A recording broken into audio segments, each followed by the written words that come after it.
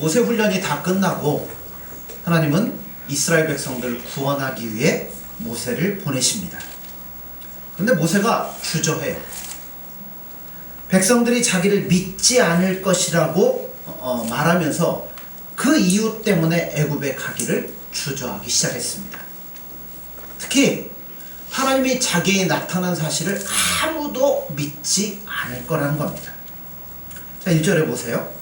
모세가 대답하여 이르되 그러나 그들이 나를 믿지 아니하며 내 말을 듣지 아니하고 이르기를 여호와께서 내게 나타나지 아니하셨다 하리이다. 모세가 제일 염려하는 게 뭘까요? 모세가 제일 염려하는 것은 자기의 조상들과는 달리 이스라엘 백성들이 계시의 신앙을 잃어버렸다는 겁니다.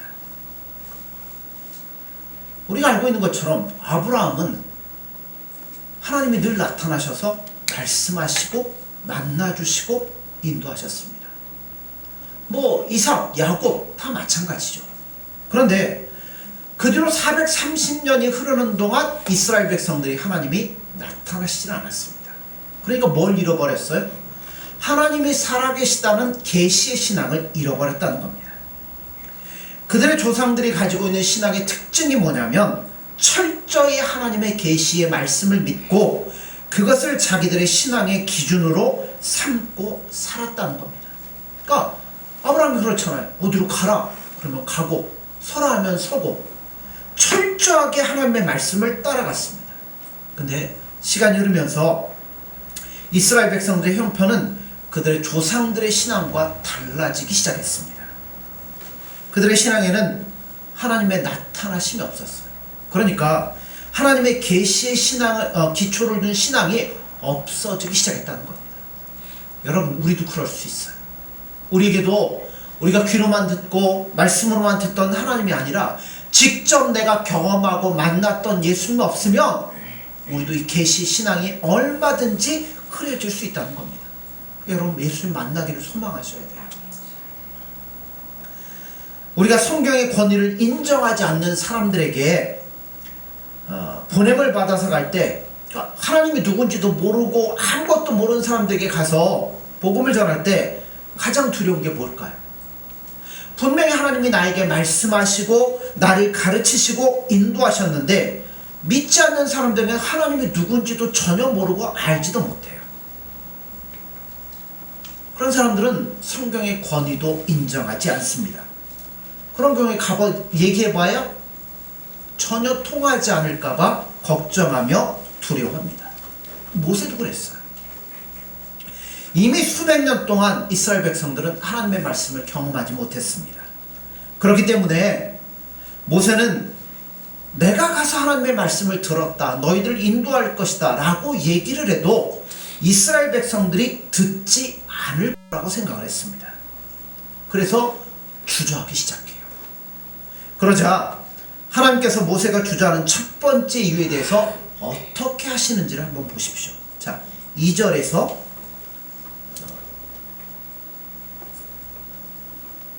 5절까지입니다.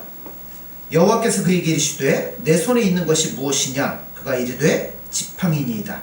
여호와께서 이르시되 그것을 땅에 던지라 하시매 곧 땅에 던지니 그것이 뱀이 된지라.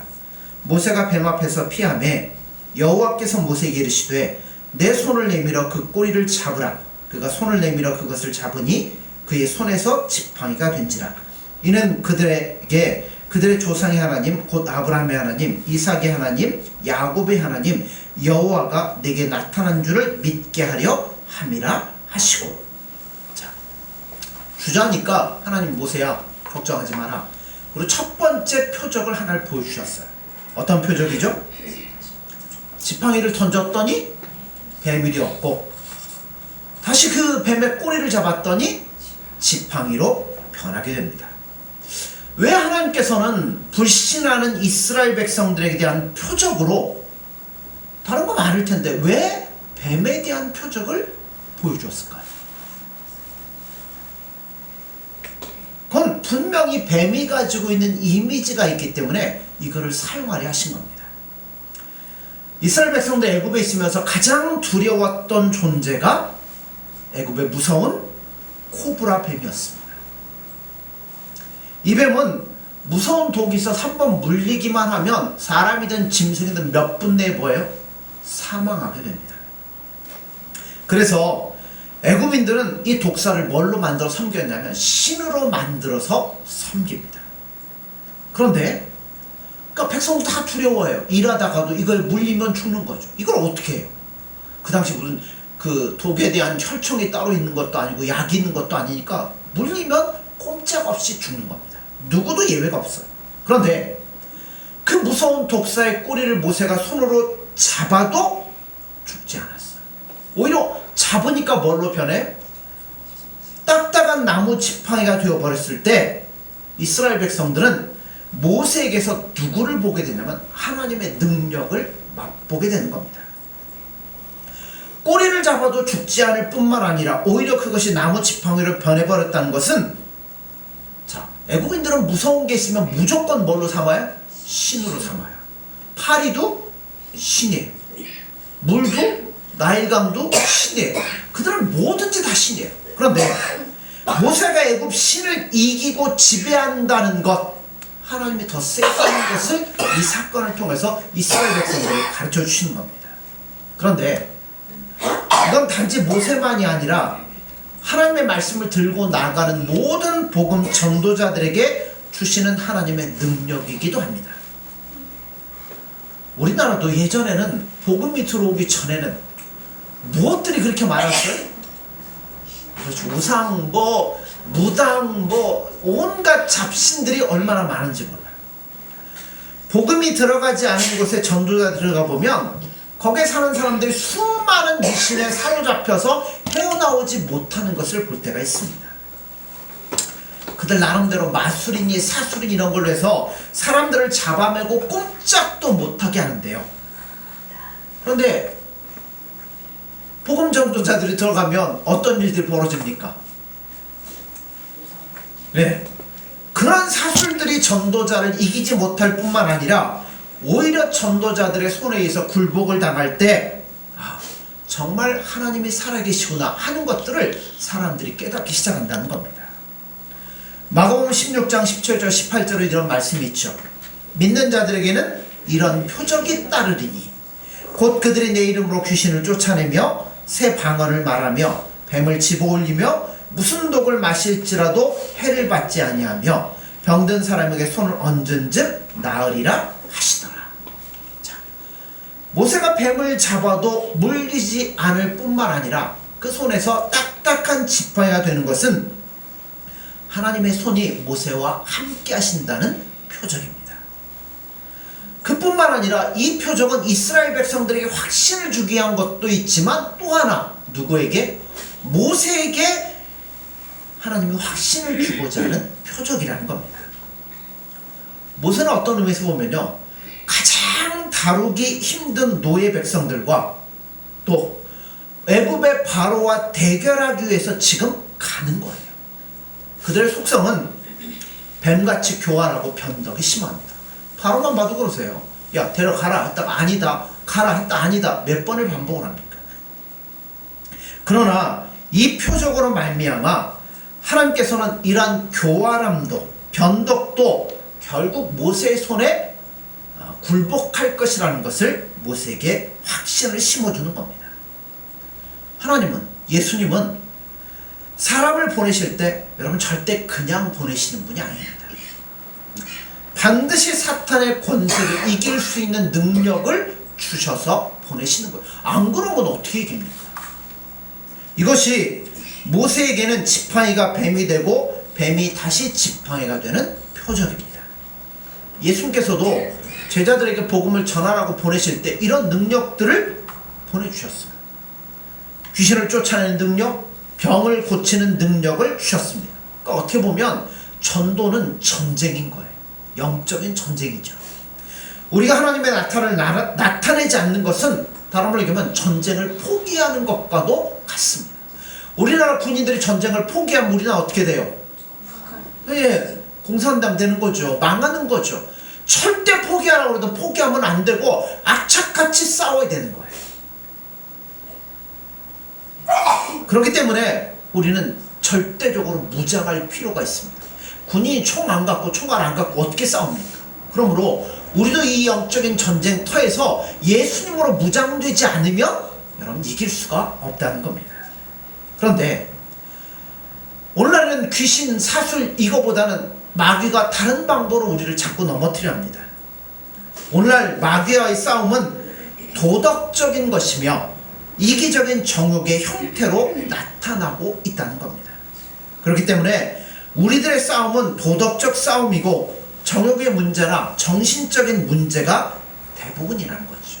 그러니까 여러분, 사탄에게, 뱀에게 물리면 그냥 죽는 거예요. 안 물리려고 조심해야 되는 거죠. 우리는 무장을 해야 되는 거죠. 그래서 우리들이 무장해야 될 것은 진리에 대한 분명한 이해, 예수님이 누구신가, 그분이 나와 어떤 관계인가, 그 예수님을 더욱더 알아야 된다는 거죠.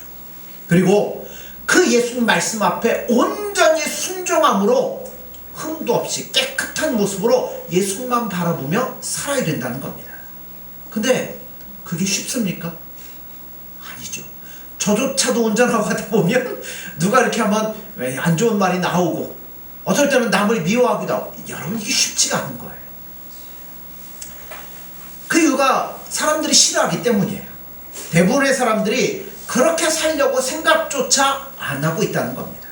그리고 더 중요한 것은 자기의 생활을 바꾸려 하지 않는다는 겁니다.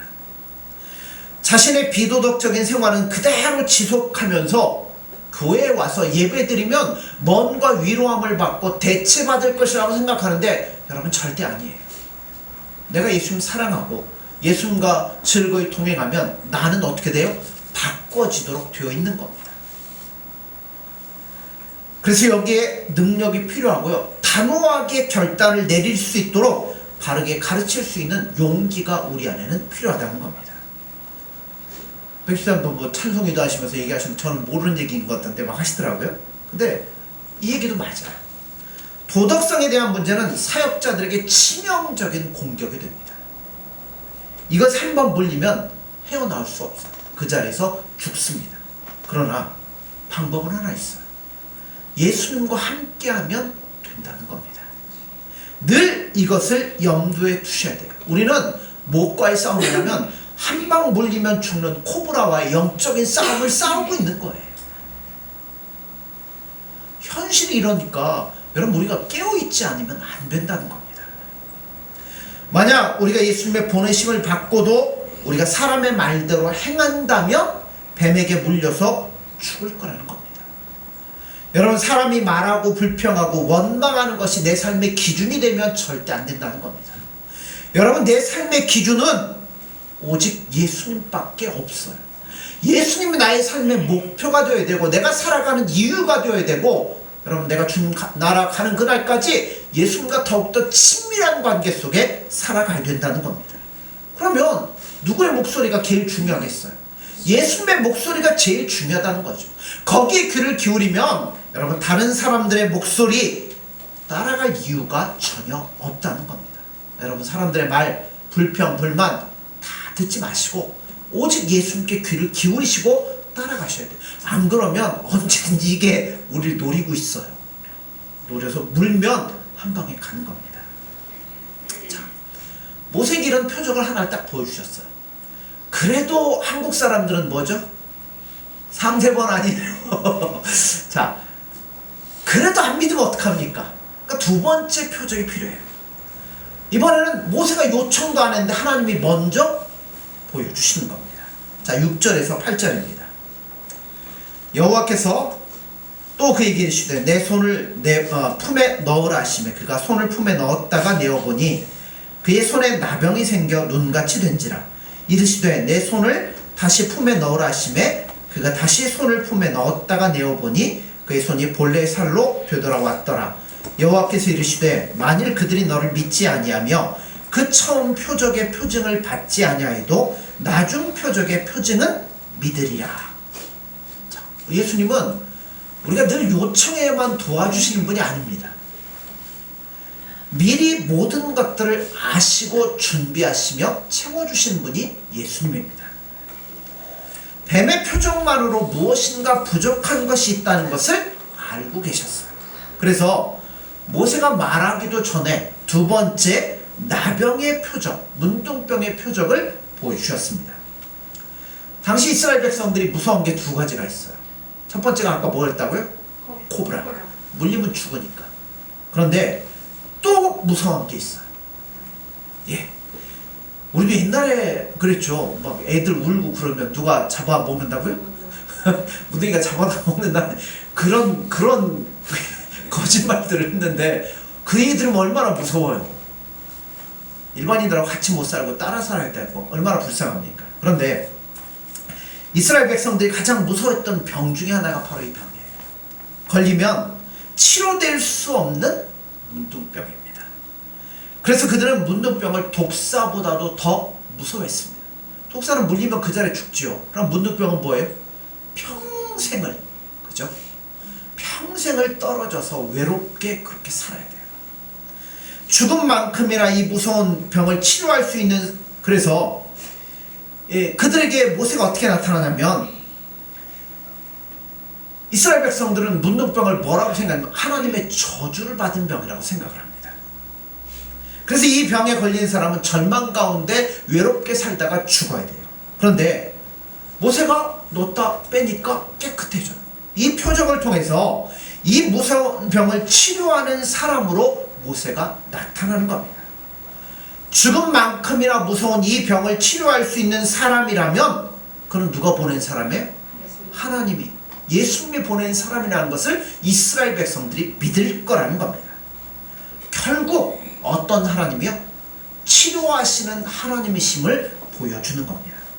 하나님은 무서운 하나님이시며 징계하는 하나님이 아니라 그들을 치료하고 싸매주시는, 온전케 하시는 하나님이시라는 것을 이 표적을 통해서 보여주시는 겁니다.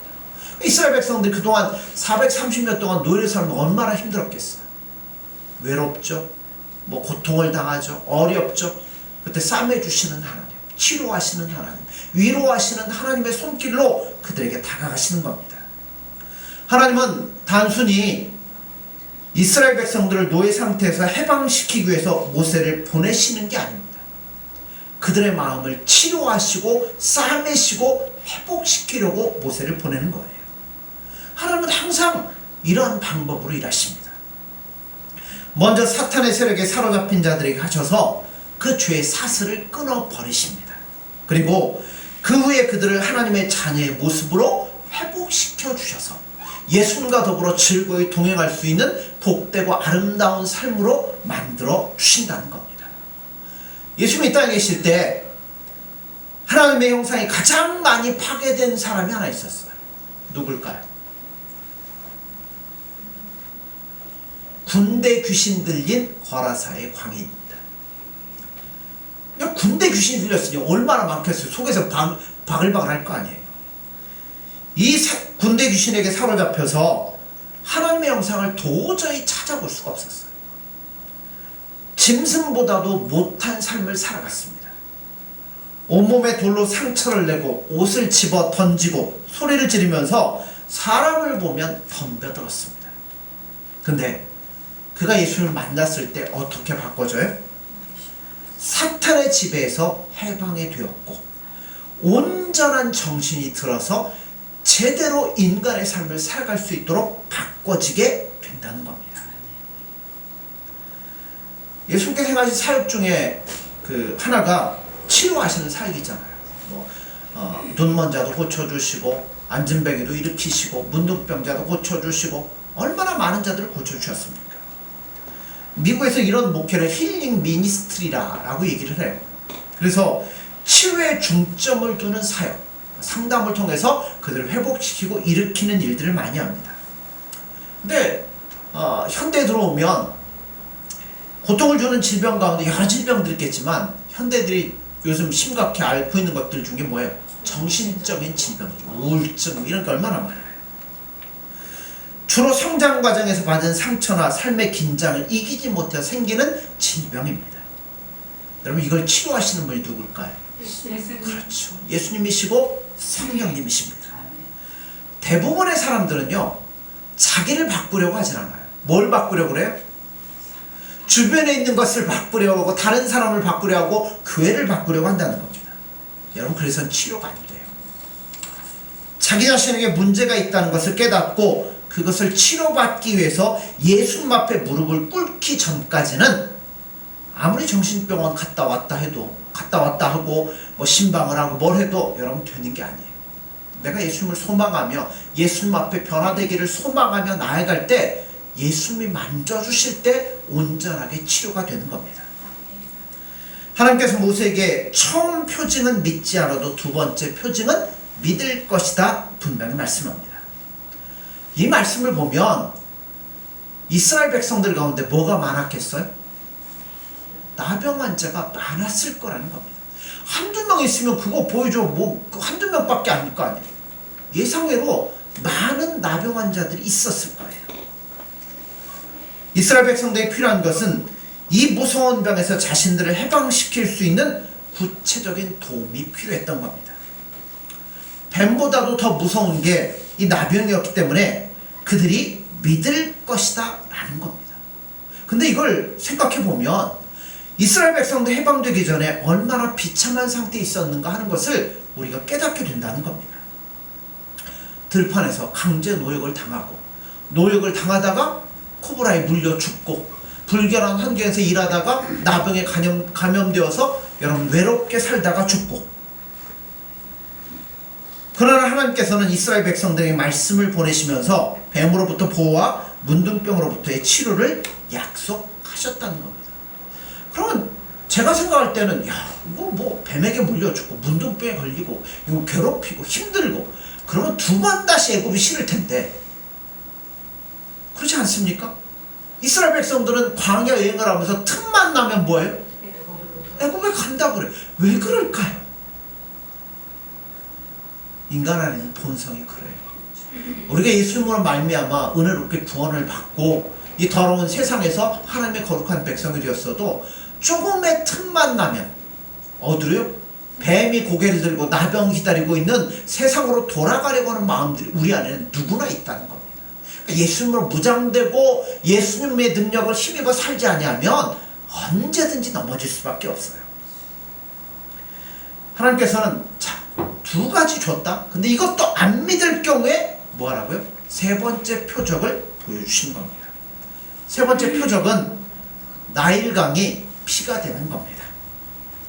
자, 가만히 보세요. 첫 번째 표적은 누구로부터의 보호? 우리를 물려고 하는 사탄으로부터의 보호예요. 두 번째 표적은 하나님의 저주로부터의 회복입니다. 사탄으로부터 지키고 그 다음에는 우리를 회복시키는 거예요. 자, 그러나 세 번째 표적은 좋은 게 아닙니다. 이거는 지금까지 그들이 마셨던 물, 애굽은요 그 중앙 아프리카에 눈 덮인 킬리만자로에서 있던 그 물들이 녹아가지고 나일강으로 쭉 흘러 들어가요. 그러면 여러분 그 나일 강의 그 마지막 쪽은 어떻게 되죠? 네, 진흙들이 쌓여가지고 뭐라고 그러죠? 삼각주 뭐 이러고 그러죠. 그거 얼마나 기름진 땅인지 몰라. 거기 농사지면 엄청 잘 되죠. 또 애굽은 수리시설이 잘 돼 있어요. 그 수로들이 잘 돼 있어가지고 자기의 논과 밭에 논이 있었는지 잘 모르겠지만 거기에다가 물을 대서 농사를 얼마든지 잘 지을 수 있는 땅입니다. 그러니까 이집트의 애굽에는 나일강이 생명줄이에요. 그런데 잘 살 수 있도록 해준 풍의 원천인 나일강이 피로 바꿔버려요. 그럼 어떻게 됩니까? 마실 수도 없고 농사도 지을 수, 그 물을 어디다 써요? 자, 무슨 얘기냐면 첫 번째 사탄으로부터 보호하고 두 번째 회복을 시켜줬어요. 그래도 안 들으면 뭐밖에 없다고요? 심판밖에 없다는 겁니다. 하나님의 말씀을 끝까지 믿지 않고 받아들이지 않는 자들을 향한 저주가 세 번째 표적입니다. 모세를 통해서 두 번째 표적까지 보이셨는데도 믿지 않는 자에게는 하나님의 심판밖에는 없다는 겁니다. 지금까지 그가 누리고 있던 행복을 빼앗을 뿐만 아니라 하나님의 은혜에서도 제외가 되는 겁니다. 이것도 하나님이 일하시는 방법입니다. 여러분, 우리에게도 동일해요. 사탄으로부터 우리를 건져내시고 우리를 회복시켜 주셔서 예수님과 동행하려고 우리를 불러주셨는데, 우리가 예수님의 말씀에 목소리를 기울이지 않고 청종하지 않고 순종하지 않으면 표적은 세 번째밖에 없다는 겁니다. 우리가 누리고 있는 것들, 우리가 하고 있는 모든 것들로부터 하나님의 은혜를 거둬가시는 것. 그러면 그것들은 뭐가 돼요? 우리 심판이 되고 저주가 될 수밖에 없다는 겁니다. 하나님께서는 말씀을 보내시면 반드시 그 말씀에 대한 순종을 요구하십니다. 우리 죄를 구원하려고 하나밖에 없는 독생자를 이 땅에 보내주셔서 우리를 위해서 물과 피를 다 쏟으시고 우리를 구원해 주셨으면 이제 우리가 그분 앞에 온전히 순종하기를 하나님은 요구하신다는 겁니다. 우리는 예수님의 목소리를 따라야 되고요, 그 예수님 앞에 머리를 숙여야 되고요, 그분과 동행해야 되고요, 그분의 목소리를 따라 순종하는 삶이 되어야 된다는 겁니다. 하나님의 말씀은 들어도 되고 듣지 않아도 되는 말씀이 아닙니다. 사람을 보내셔서 자신의 뜻을 전달하십니다. 그것을 듣는 자는, 그 보내심을 받는 자가 아무리 보잘것없어도 그 사람을 보는 게 아니잖아요. 하나님의 목소리, 예수님의 목소리에 귀를 기울여야 된다는 겁니다.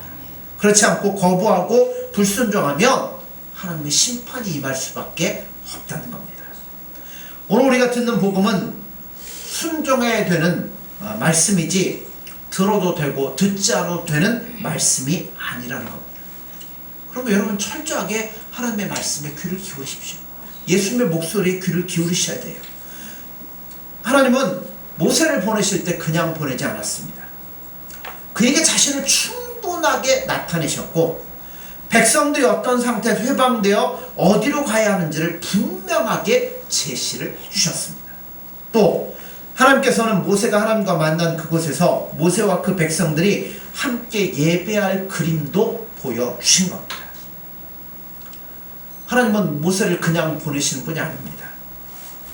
모세에게 말씀을 들려 보내시면서 자신은 그들을 보호하시며 치료하는 자라고 소개를 하시는 겁니다. 그러나 그들이 끝까지 하나님의 목소리에 청종하지 아니하면 애굽인들과 같이 하나님의 심판을 받을 수밖에 없다고 분명히 말씀하시는 겁니다.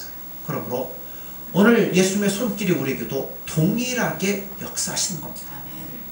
우리를 물면 여러분, 우리는 쓰러질 수밖에 없고 죽을 수밖에 없는 사탄으로부터 예수님은 우리를 지켜주시는 겁니다. 뭐를 통해서? 자신의 몸과 자신의 피와 모든 것들을 희생하셔서 우리를 그것으로부터 지켜주시는 것 뿐만 아니라 우리를 회복시켜 주시는 겁니다. 우리가 그동안 하나님을 알기 전에, 예수님과 동행하기 전에 세상적인 것들이 얼마나 많이 노출되어 있었어요. 얼마나 세상적인 것들을 마음에 담고 살았습니까? 그러다 보니까 하나님의 형상이 다 파괴되어 버리고 말았어요. 이런 우리들에게 예수님의 은혜를 부어주셔서 우리를 다시금 회복시켜 주신다는 겁니다. 그리고 이제는 우리가 철저하게 예수님께 순종하며 나아가기를 원하신다는 겁니다. 그런데 우리가 그 목소리를 듣지 아니하면 우리에게는 세 번째 표적이 임할 수밖에 없습니다. 그러므로 여러분, 하나님의 사랑의 극치인 예수님을 바라보고 그분과 즐거이 동행할 수 있는 저와 여러분들이 되어지기를 간절히 소원합니다. 기도하겠습니다. 예수님, 사랑합니다. 이렇게 우리를 사랑하시고 우리를 보호하시며 치료하시며 회복시켜 주시는 예수님의 손길에 저희들은 그 감사를 할 수밖에 없습니다. 오늘도 우리를 위하여 물과 피를 쏟아주시며 우리를 구원해 주신 예수님의 사랑에 목말라 예수님 앞에 나왔사오니 저희들 늘 예수님만을 목표로 삼아 더욱더 예수님을 알아가기 위해 힘쓰고 그 예수님의 들려주시는 목소리에 순종하여 예수님 손 붙잡고 즐거이 동행할 수 있는 복된 삶이 되어지도록 함께하여 주옵소서. 예수님의 이름으로 기도드립니다. 아멘.